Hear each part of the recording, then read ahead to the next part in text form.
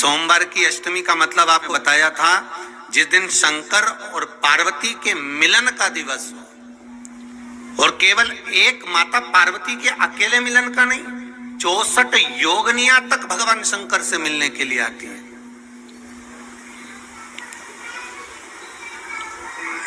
चौसठ योगनियां। कहते हैं भगवान के जितने जितने विवाह हुए थे ना, उमा से, सती से, कात्यायनी, कुष्मांडा, चंद्रघंटा, स्कंदा, ये जितने जितने जितने भगवान के विवाह हुए थे, अनेक अनेक उमा आदि आदि जितनी भी भगवान की जो मंगल विवाह हुए थे, सारी माता पार्वती के जितने अंश हुए हैं, माता पार्वती के जितने स्वरूप हुए हैं, ये सारे स्वरूप, सारे अंश माता पार्वती के। ये सोमवार की अष्टमी के दिन भगवान शंकर के मंदिर में आकर शिव जी के सम्मुख में बैठकर उस जलाधारी के नजदीक में, जहां शंकर जी का शिवलिंग होता है, उस जलाधारी के पास में उस दिन केवल पार्वती जी का हस्त कमल नहीं होता, स्वयं मां जगतजननी अपने कामन रूप में 64 योगनियां और शक्तियां सारी की सारी आकर उस जलाधारी के पास में विराजमान हो जाती हैं, और शंकर जी पे जो जल चढ़ता है वो देवियां ग्रहण कर कर शिव को अपना आनंद सुख प्रदान करती हैं। इसलिए कहते सोमवार की अष्टमी का महत्व बड़ा है, बहुत प्रबल।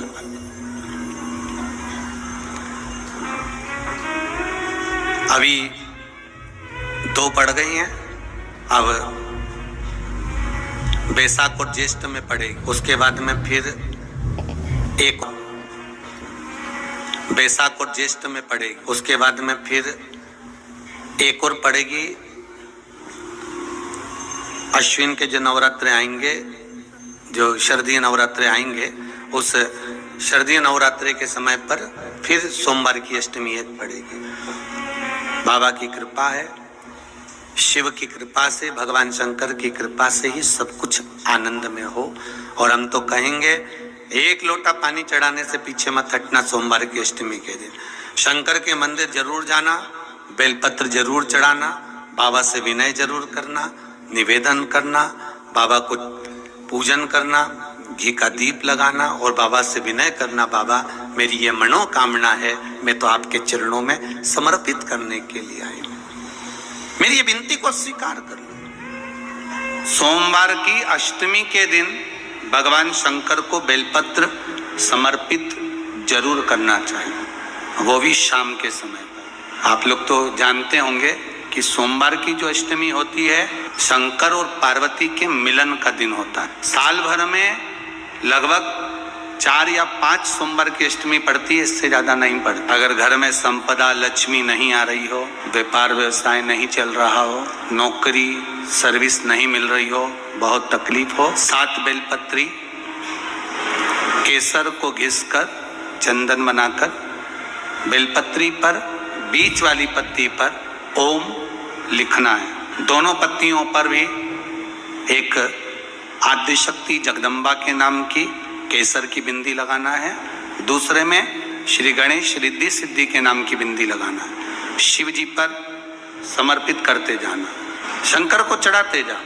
सोमवार की अष्टमी के दिन भगवान शंकर को बेलपत्र समर्पित जरूर करना चाहिए, वो भी शाम के समय। शिव और पार्वती के मिलन का दिन होता है सोमवार की अष्टमी। इसमें मां जगतजननी जगदम्बा अपनी 64 योगनियों को लेकर शंकर भगवान के सामने नृत्य करती हैं जब सोमवार की अष्टमी पड़े। जैसे शिवरात्रि का महत्व होता है, उसी तरह सोमवार की अष्टमी का महत्व होता है। जब 64 योगनियां माता शंकर भगवान के सामने नृत्य करती हैं, तब भगवान शिव उठकर खड़े होकर उन 64 योगनियों को अपने हस्त कमल पर धारण करते हैं। तब उन 64 योगनियों को लक्ष्मियां प्रदान करती हैं। लक्ष्मियों को, लक्ष्मी माता को वो 64 योगनियां दी जाती हैं। लक्ष्मी मैया उन 64 योगनियों को भगवान विष्णु के पास लेकर जाती हैं। भगवान नारायण उन 64 योगनियों को ब्रह्मदेव के पास लेकर जाते हैं। उन 64 योगनियों को ब्रह्मा जी ब्रह्माणी को प्रदान करते हैं। ब्रह्माणी उस 64 योगनियों को ले जाकर माँ जगतजननी आद्य शक्ति को देती है। आद्य शक्ति उन 64 योगनियों को ले जाकर शिव को समर्पित करती है। शंकर भगवान की कथा कहती है, सोमवार की अष्टमी पड़ने वाले दिन अगर बेलपत्र पर केसर का भाग लगाकर ओम लिखकर केसर का ही तिलक लगाकर मां आदिशक्ति गणेश जी रिद्धि सिद्धि के नाम से 7 बेलपत्र शिव को समर्पित कर लाल वस्त्र में उसको बांधकर, जिसका व्यापार व्यवसाय या नौकरी सर्विस नहीं हो, बहुत कष्ट चल रहा हो, बहुत जिंदगी में दुख चल रहा हो, उसको 2-1 महीना रख कर देखो, बाबा लाइन लगा देगा आपकी संपदा की ओर, आपका हाथ पकड़ देगा। सोमवार की अष्टमी शिव को रिझाने की होती है, भगवान शंकर को मनाने के लिए, शिव को प्राप्त करने का एक साधन और एक दुर्बा,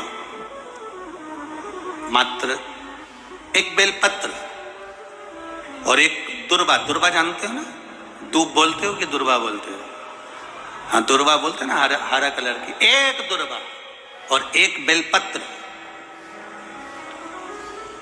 प्रयास करना जिंदगी में एक बार, जिन बेटा बेटी का मंगल विवाह नहीं हुआ हो और जिसको लगता है कि भगवान शादी हो तो ऐसी जगह हो जहां हमारा आदर हो, सम्मान हो, सत्कार हो, जहां लोग हमारा आदर करें, सम्मान करें, सत्कार करें, ऐसी जगह विवाह हो जहां आदर सम्मान मिले।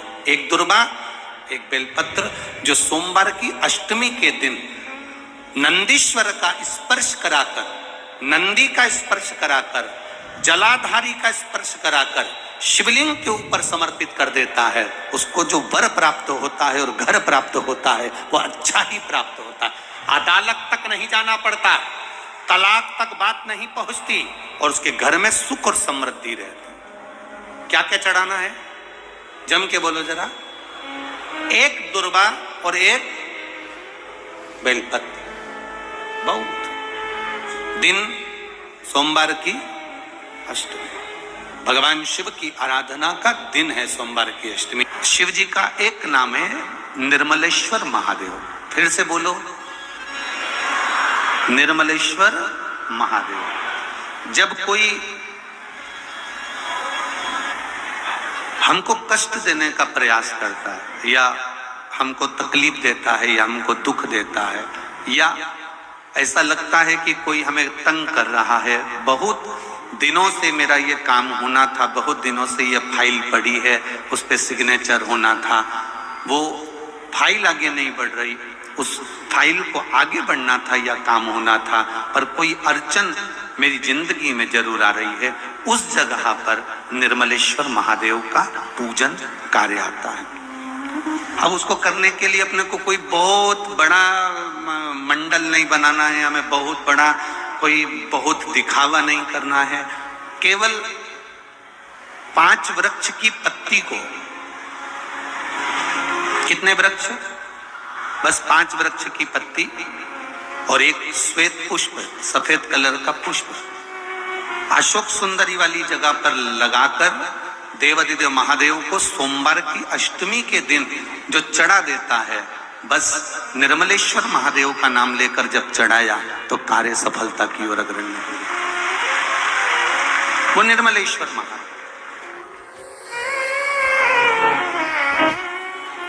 प्रत्येक जीव के हृदय इसकी महत्वता इतनी प्रबल क्यों हो जाती है? किस लिए? क्योंकि बैसाख का जो महीना पड़ता है, सूर्य की संपूर्ण तपन, सूर्य देव अपने पूर्ण तेज के साथ में, पूर्ण तेज के साथ में मृत्यु लोक के निवासियों पर, चाहे जलचर हो, थलचर हो, वायुचर हो, चाहे जो जीव हैं, उस पर जब किरण फेंकते हैं तो संसार का जो मनुष्य है उस पर जब ताप पड़ता है तो ताप पड़ने के कारण उसके मुख से भगवान का नाम निकल ही जाता है, स्मरण नाम निकल ही जाता है। जब उसके मुख से भगवान का नाम निकलता है तो वो भगवान की शरणागति खुद ग्रहण कर लेता है स्वयं।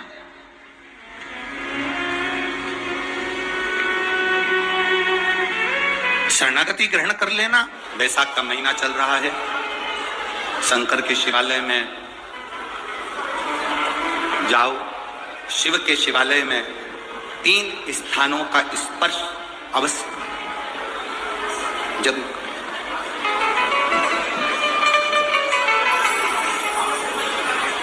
किसी मंदिर में शंकर जी के शिवलिंग को छूने नहीं देते, जैसे दक्षिण साइड में, साउथ में। तो अपने ही घर में जो शिवलिंग है उसके 3 स्थानों का स्पर्श अवश्य करें। समझिए,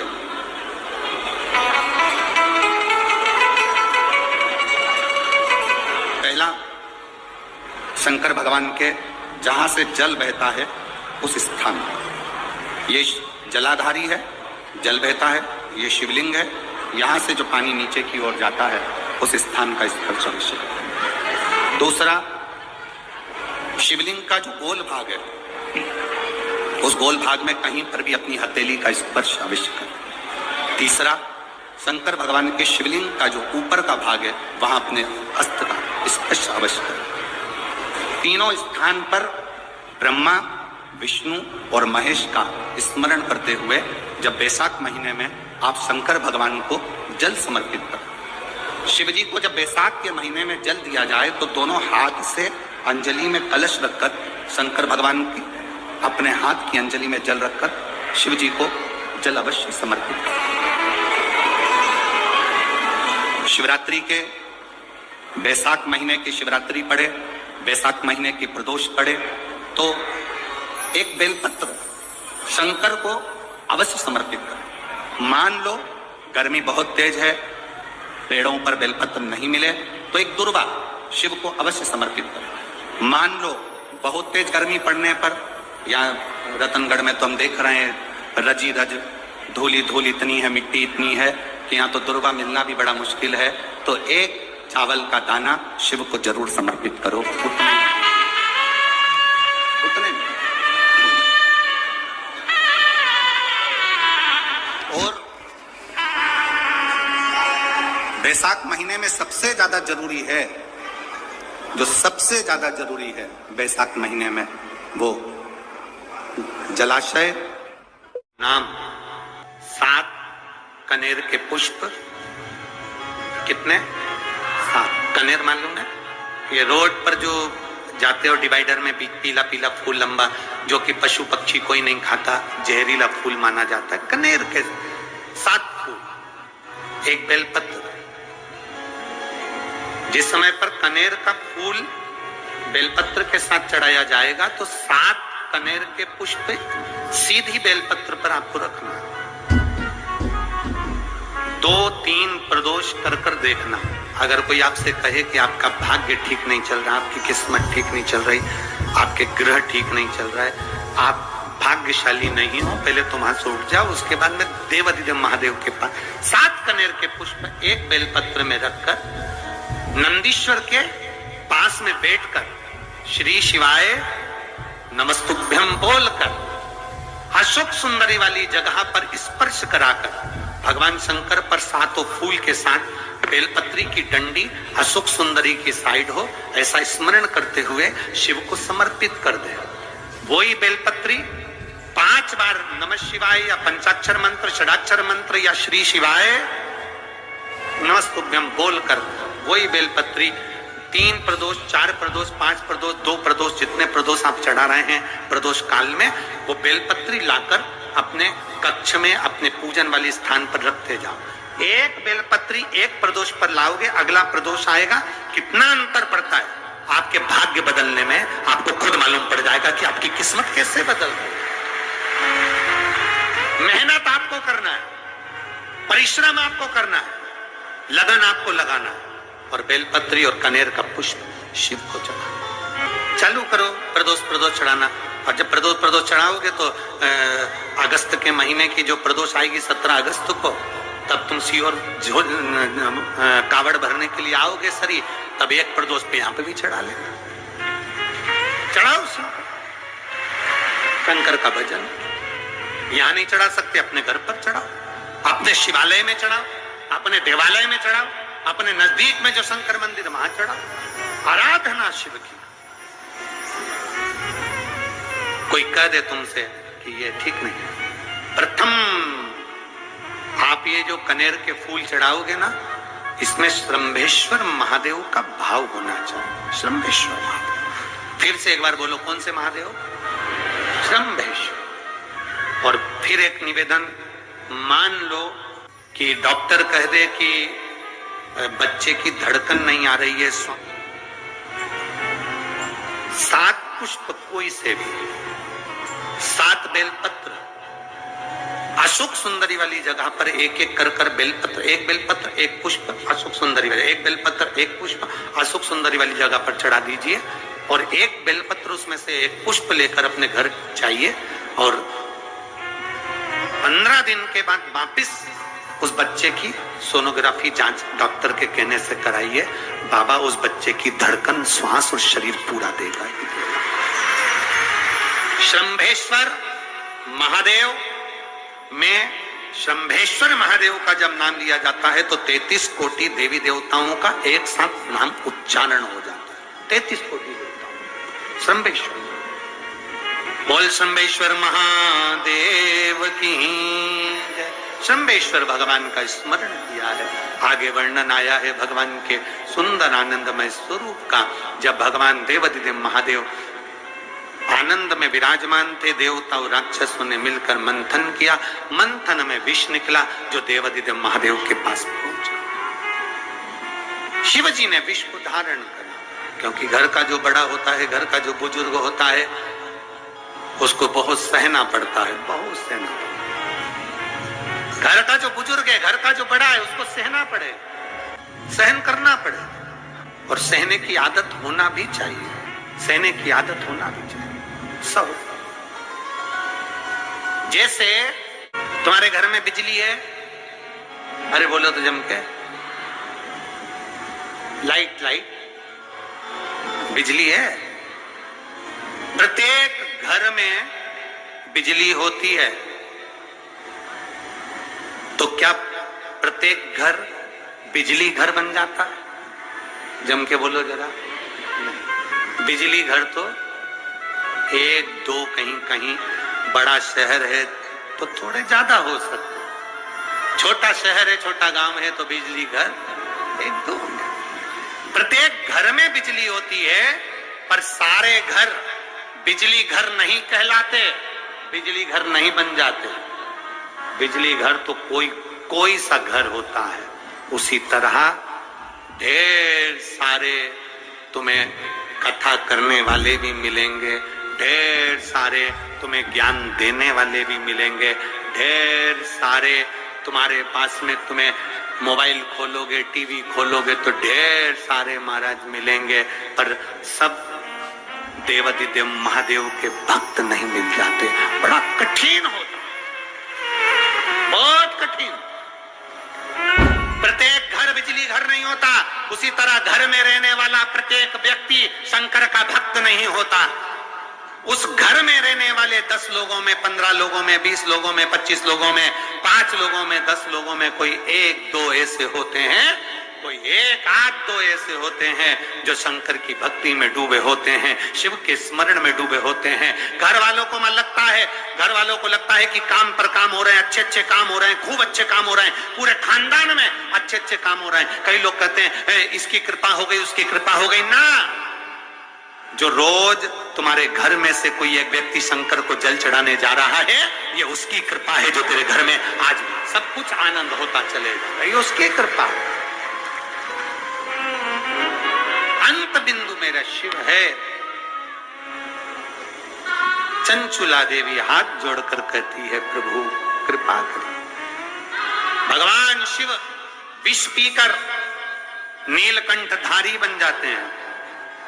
अमृत पीने वाले देव कहलाए और विष पीने वाला देवाधिदेव महादेव कहलाए। महादेव। थोड़ा दुख आए तो चिंता न करना, बाबा कुछ अच्छा करने वाला होगा।